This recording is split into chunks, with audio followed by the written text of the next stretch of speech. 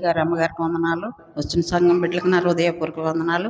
నేను చెప్పే సాక్ష్యం ఏంటంటే మొన్న బీపీ డౌన్ అయిపోయిందని అయ్యగారికి ఫోన్ చేసి ప్రార్థన చేయించుకున్నాను. మరి ఎంతో స్వస్థ. ఈరోజు కూడా ఎంతో బలహీనంగా ఉంది. చచ్చికొద్దారు 7 వారాలు తిరగాలి ప్రభు అని నేను అనుకున్నాను. మరి వచ్చేటప్పుడు అయితే ఎంతో బలహీనంగా ఉంది. ఇప్పుడైతే అయ్యగారు నన్ను నిత్యమేం చేయబోతు నేను పడిపోయాను. అప్పుడు నాకు ఎంతో నా ఎలుగు వచ్చి నన్ను తాకినట్టు అనిపించింది. ఎంతో నాకు స్వస్థ రిలీఫ్ దేవుడు ఇచ్చినందుకు దేవుడికి వందనాలు. చిన్న సాక్ష్యం దేవుడు దీవించి ఆశీర్వదించిన. మరి దైవ సేవకులకు దైవ సేవకుల కుటుంబానికి వందనాలు. కూడి వచ్చిన ప్రతి ఒక్కరికి వందనాలు చెల్లించుకుంటున్నాను. మరి గత 2015 సంవత్సరం నుంచి గ్రేస్ మినిస్ట్రీలో మేము ఉంటున్నామండి. మరి మా జీవితాల పట్ల దేవుడు అనేకమైన అద్భుత కార్యాలు ఆశ్చర్యకాలు జరిగించాడు. మరి 7 వారాలు తిరుగుతున్నాను. మరి ఈ 7 వారాల్లో జరిగిన అద్భుతం ఏంటంటే, మరి లాస్ట్ మంత్ మా మిస్సెస్ని హాస్పిటల్కి తీసుకెళ్ళానండి. మా మిస్సెస్ ప్రెగ్నెంట్. మరి లాస్ట్ మంత్ 5th మంత్ వచ్చింది. అప్పుడు టిఫా స్కాన్ చేస్తారు కదా. టిఫా స్కాన్ చేసినప్పుడు లోపల ఉన్న బేబీకి కిడ్నీ దగ్గర యూరిన్ పాస్ అవుతుంది కదా, ఆ ట్యూబ్ ఏదైతే ఉందో అక్కడ చిన్నది మైల్డ్గా వాపు వచ్చింది అని అన్నారు. అంటే మనకి యూరిన్ ప్రాబ్లం అయితే ఎలాగైతే కొద్దిగా ఉబ్బినట్టుగా ఉంటుందో అలా ఉన్నది అని అన్నారు. ఎప్పుడైతే అలా చెప్పారో మరి ఇంటికి వచ్చిన తర్వాత మరి ఇంత చిన్న బేబీకి ఇలా ఉండడం ఏంటని మరి మా భార్య చాలా కలవరపడింది. నేను కూడా కలవరపడ్డాను. అయినప్పటికీ మనం ధైర్యంగా ఉండాలమ్మని చెప్పి తన ధైర్యం చెప్పి మరి ఇద్దరం ఆలోచించుకుని అప్పుడు సరే 7 వారాలు స్టార్ట్ చేస్తానని చెప్పి తనకు చెప్పాను. అప్పుడు తను కొద్దిగా మామూలు అయ్యి మరి 7 వారాలు తిరగడం జరిగింది. మరి ఇది నాది 5వ వారం అండి. మరి లాస్ట్ మంత్లోనే మరి ఇది జరిగినప్పుడు నెక్స్ట్ మంత్ మళ్ళీ స్కాన్ తీయాలమ్మా, ఆ స్కాన్లో నార్మల్ వస్తే పర్లేదు, లేదంటే దాని తర్వాత ఏం చేద్దాం చెప్దామని మేడం గారు అన్నారు. అయితే మొన్న 4వ తారీఖున ఇలాగా మరి హాస్పిటల్కి వెళ్ళడం జరిగింది. మరి ఫెటల్ ఎక్నో స్కాన్ అని చెప్పి దానికి ఉంటుందంటండి. బాడీ మరి బేబీ బాడీ మొత్తం అవయవాలన్నీ తీస్తారు. మరి అందులోని మంచి దేవుడు నార్మల్ రిపోర్ట్ ఇచ్చాడు. మరి దేవుడికి అసాధ్యమైనది ఏదీ లేదని మరొకసారి మా జీవితాల్లో నిరూపించుకున్నాడండి. ఇటే సాక్ష్యాన్ని బట్టి దేవుడు దీవించి ఆశీర్వదించి అనేకమైన అద్భుతాలు ఆశ్చర్యకాలు దేవుడు చేస్తున్నాడు. ఇచ్చిన సాక్షి దేవుడు దీవించి ఆశీర్వదించును గాక. ఆమేన్.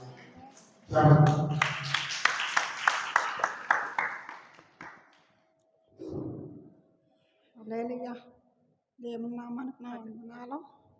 దేవుని నామానికి నా వందనాలు. అలా అయ్యగారికి అమ్మగారికి అందరికీ సంఘం బిడ్డలకి అందరికీ నా వందనాలు. నేను వచ్చేటప్పుడు అయితే మరి చాలా బలహీనంగా అసలు ఈ చెయ్య కూడా ఇలా పైకి లేచేది కాదు. చాలా బలహీనరాలు నేనైతేని మరి దేవుడే ఇలా నడిపిస్తున్నాడు. దేవుని నామానికి వందనాలు. మరి నేనైతే మరి పెద్ద ఆపరేషన్ అయింది, ఎన్నుపోస ఆపరేషన్ అయింది. ఈ పక్కలో మొన్న కూడా ఆపరేషన్ అయింది. ఎన్ని ఆపరేషన్లు అయినప్పటికీ కూడా దేవుడు నన్ను మరి ఇలా నడిపిస్తున్నాడు. ఇవాళ అయితే నేను ఎంతో బలహీనంగా ఉన్నాను. మా నారు వచ్చాను. ఈ వారం మానేద్దామని చెప్పేసి అనుకున్నాను. మళ్ళీ ఏమో ఎందుకైనా దేవుడి కొరకే దేవుడే స్వస్థపరుస్తాడు. అలాగని దేవుడి మీద విశ్వాసం ఉంచి అప్పటికప్పుడు అలా బయలుదేరేసి ఇంక నేను నడుచుకుంటానే రోడ్డుకి నడుచుకుంటానే వచ్చాం. అంత సగం దూరం వచ్చాక అలా ఆయన ఏమని బండి మీద తీసుకొచ్చాడు. అయినప్పటికీ కూడా మరి దేవుడు ఎంతగానో చేసిన ప్రయాణంలోనూ కూడా ఎంత సాయం చేశాడు. అలాగే మరి ఇందాకైతే ఇలా చెయ్యి పైకి ఎత్తలేకపోయేదాన్ని. ముడికంతా చాలా నొప్పి వచ్చేసింది, విపరీతమైన నొప్పి వచ్చేసింది. కూర్చోడానికి కూడా చాలా ఇబ్బందిగా ఉండేది. అయినప్పటికీ అలా దేవుడే అలా కూర్చొని అలా ఉండడానికి కూడా సహాయంగా ఇచ్చేశాడు. అలాగే ఇంకా అలాగే 7 వారాలు రావడానికి మంజులో నేను సాక్ష్యం చెప్పాలని ఎంతో ఆశపడుతున్నాను. అలాగే దేవుడు ఈ సాక్ష్యం చిన్న సాక్ష్యం దేవుడు దీవించిన గాక.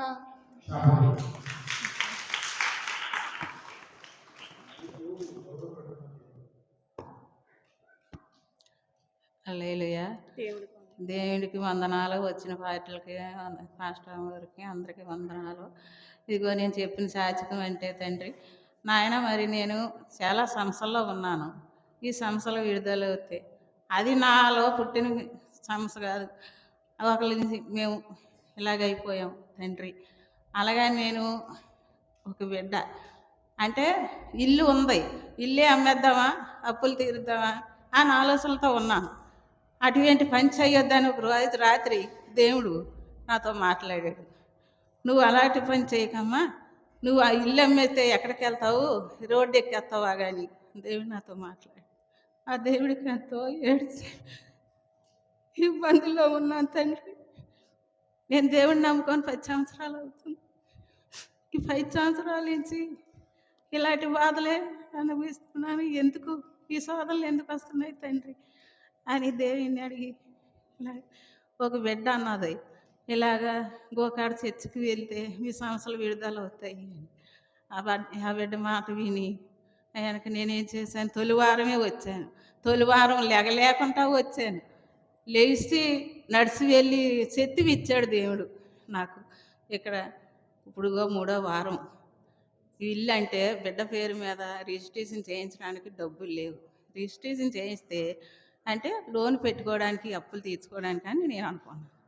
అలాంటిది బిడ్డ పేరు మీద ఇల్లు రిజిస్ట్రేషన్ చేయిస్తే డబ్బులు లేవు. ఒక బిడ్డను అడిగాం. ఆ బిడ్డ ఇస్తానంటుంది కానీ ఇస్తానంటుంది, ఇవ్వనని అనలేదు. ఇంకా అడిగాం 2 నెలలు 3 నెలలు అయిపోయింది. అడిగాం, వదిలేసాం. వదిలేసిన తర్వాత ఫస్ట్ వారం వచ్చాను, చర్చికి వచ్చాను, ప్రార్థన చేయించుకున్నాను, ఇంటికి వెళ్ళాను. 2వ వారం రాబోతారికి ఆ బిడ్డ ఫోన్ చేసింది. డబ్బులు అడిగారు, నేను ఇస్తాను రండా కానీ. దేవుడు ఉన్నాడు అనుకున్నా. అప్పుడు ఆ బిడ్డ ఇచ్చింది. ఆ డబ్బులు తెచ్చి ఇంట్లో పెట్టాను. బిడ్డ పేరు మీద రిజిస్ట్రేషన్కి ఎప్పుడు బుధవారం నాడు వెళ్ళారు. బుధవారం నాడు వెళ్తే బ్యాంకులో అప్పు 2 లక్షలు ఉంది. ఆ 2 లక్షలు ఉంటే రిజిస్ట్రేషన్కి వెళ్ళిపోయారు మాట్లాడుకుంటా. అక్కడ వాళ్ళు అన్నారంట, బ్యాంకులో అప్పు ఉంటే రిజిస్ట్రేషన్ అవ్వదు అని. ఇదేంటి దేవుడా, ఈ బిడ్డ ఫోన్ చేసింది. ఫోన్ చేస్తే అప్పుడు నేను అడిగాను దేవుని, దేవా నీ మీద ఆశ పెట్టుకొని రిజిస్ట్రేషన్కి వెళ్ళారు, మీరు నాలో ఏమైనా తప్పు ఉంటే తప్పు తొలగించేసి ఆ రిజిస్ట్రేషన్ అయ్యి పనిలో నువ్వు ఉండు తండ్రి, ఆ పని చేసి దేవుడు నువ్వే అని దేవుని అడిగాను. గోకార్క చర్చిలో ఈ 3 వారాల్లో నేను చర్చిలో సాక్ష్యం చెప్పుకోవాలి అని నేను దేవుని అడిగాను.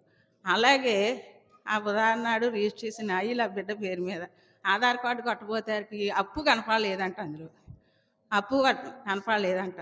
అప్పు కనపడకుండా బిడ్డ పేరు మీద రిజిస్ట్రేషన్ అయ్యింది. ఈ చిన్న సాక్షి దేవుడికి వందనాలు. దేవుడి జీవితంలో 3వ వారం. దేవుడికి వందనాలు, అయ్యగారికి అమ్మగారికి వందనాలు, కుడివసిన జాగబెట్టలు అదరకుండా వందనాలు. మొన్న అయితే 3 రోజులు బాగా ఆవేశం వచ్చేసింది. ఆవేశం మెల్ల పట్టేసి మెల్ల అసలు తిరిగేవి కాదు. తిరగకపోతే నేను ఒక్కటి అనుకున్నాను, 1 గంటకు లేచి ప్రార్థన చేసుకుంటే ఏసయ్య నేను కొత్తూరు మందిరంలో శనివారం సాక్ష్యం చెప్పుకుంటాను తండ్రి అని అన్నాను. మరి చేతితో తీసినట్టుగా ఒక్క మాత్ర వేసుకోలేదు. మెల్ల నొప్పి కూడా తగ్గిపోయింది, ఆయాసం తగ్గిపోయింది. ఈ శన సాక్ష్యం దేవుడు దీవించిన గాక ఎంతో మేలు చేశాడు. ఏ సమస్యతో నలిగిపోతారో 5 సంవత్సరాలు బట్టి సమస్య వెంటనే విడుదలైపోద్ది. వెంటనే విడుదల, అద్భుతం జరుగుతుంది. ప్రపంచంలో అందరూ కూడా ఆయన బిడ్డలే. నువ్వు ఎవరితో సమాధానం లేకపోయినా సమాధానం పడిన తర్వాత నీకు దేవుడు జవాబు ఇస్తాడు. కోపం, కక్ష, పొగరు అన్నీ ఉండకూడదు. అన్నీ చావాలి, మారుమూసి రావాలి, జీవితాలు మార్చుకోవాలి. నేను ఉపవాస ప్రార్థన ఉన్నా నీ ప్రార్థన దేవుడు ఆలకించడు. సమాధానపడు. కనిపించే సహోదరుని ప్రేమించకపోతే కనిపించే దేవుడు ఎలా ప్రేమిస్తారు? వెళ్ళిన తర్వాత అంతతో సమాధానపడు.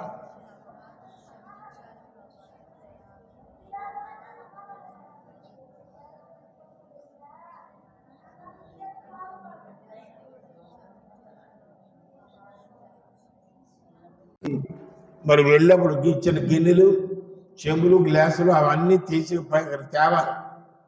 వాడు మేము కాల్చేస్తాం చేత కొట్టి. కాబట్టి అన్నీ ఇక్కడ తీసుకొస్తే అప్పుడు విడుదలైపోద్ది.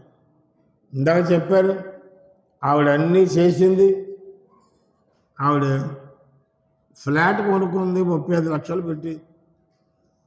బంగారం ఎన్నో 40 తులాల బంగారం కొనుక్కుంది, కారు కొనుక్కుంది. ఎంతగానో దీవించబడింది. ఏం చేద్దంటే ఇక్కడ ఈ వాక్యం ఎవరు చెప్పడం కఠినంగా ఉంటుంది. అలా చెప్తే సంఘానికి రారు, మరి వచ్చే కానుక పడవదు. మాకు మీరు కానుక మీద బతకడం లేదు. మీరు బాగోవాలి, మీరు 10 మందికి చెప్పాలి. అనేక మంది కష్టాలు, బాధలు, శ్రమలు, నిందలు, అవమానాలు ఉన్నారు. అనేక మంది ఆడపిల్లకి పెళ్ళి కావట్లేదు. మీరు రండి, మీ ఆడపిల్ల ఇది ఒకటి తీసుకొచ్చి మీ ఫోటో తీసుకుని వివరాలు నాకు ఇవ్వండి. ఖచ్చితంగా మీ ఆడపిల్ల పెళ్ళి మేము చేస్తాం. చేసే పరిస్థితులు లేకపోతే నేను చేస్తాను పెళ్ళి. నా డబ్బు పెట్టి 50 మంది భోజనాలు ఇక్కడే అన్నీ నేనే చేస్తాను. పరిస్థితి బాగోకపోతే, మీ ఆర్థిక పరిస్థితి బాగోపోతే నేను వచ్చేస్తాను. కనుక దేవుని పిల్లరా, ప్రభు త్వరగా వస్తున్నారు, మీరు సిద్ధపాటులో ఉండండి. సిద్ధపాటు లేకపోతే నామకార్థంగా జీవితం జీవిస్తే ఎందుకు చర్చికి వెళ్ళినా ఫలితం లేదు, ఎక్కడ చర్చికి వెళ్ళినా ఫలితం లేదు. దేవుని రాజ్యంలో కనబడాలి మనందరం. కళ్ళు మూసుకోండి అందరూ కూడా. ఒక పాట వస్తుంది, నాలో యేసు ఉన్నాడు పాట. తెలిసి తెలియక అనేక పాపాలు చేసి ఉన్నాను, నా ప్రతి పాపమును క్షమించండి. నా తల్లిదండ్రులు, నా తాతలు, నా ముత్తాతలు చేసిన పాపాలు వలన వచ్చిన దోషము, శాపము నా మీద, నా కుటుంబం మీద లేకుండా కొట్టివేసి బలమైన అభిషేకం అభిషేకం అభిషేకం నాకు దయచేయి. ప్రశాంతత దయచేయి.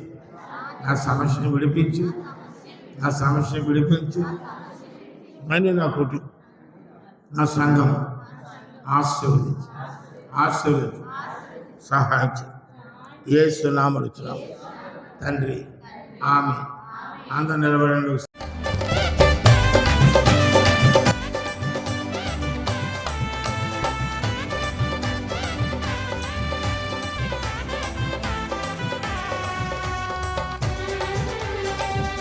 దేవాని గొప్ప కార్యములను మరింతలచి స్తుతించెదం, నీ ఆశ్చర్య క్రియలను పాడి కీర్తించెదం.